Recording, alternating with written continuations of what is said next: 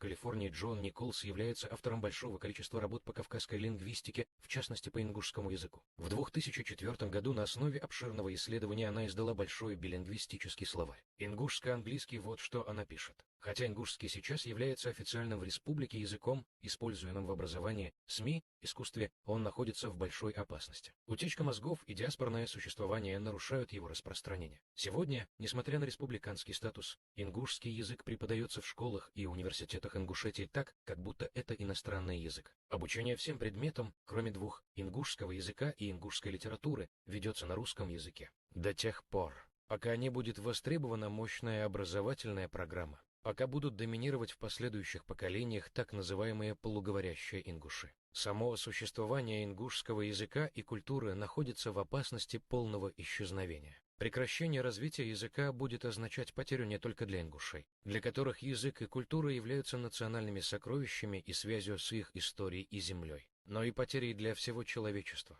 так как ингушский язык — научное и историческое достояние, а культура предусматривает потенциально ценную модель деликатнейшей, тончайшей интеграции традиционных с современной урбанизированной жизнью. Даже при полной ассимиляции с русским языком в России все равно необходимо отстоять свое ингушское равенство.